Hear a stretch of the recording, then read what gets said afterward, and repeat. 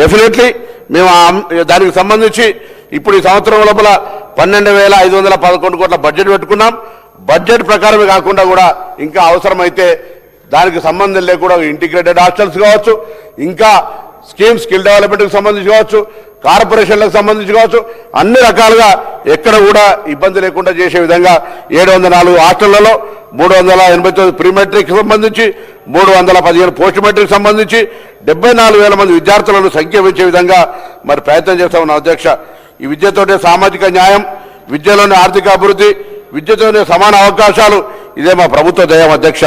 తప్పకుండా విద్యార్థి సంక్షేమం, దానికి సంబంధించినటువంటి ఆర్థికపరమైనటువంటి అంశాలను తీసుకుపోయే సందర్భంగా మరి కార్యక్రమం చేస్తున్నాం అధ్యక్ష.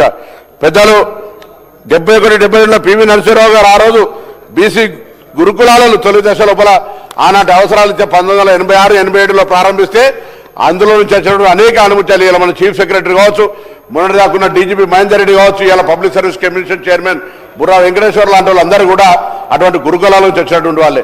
గురుకుల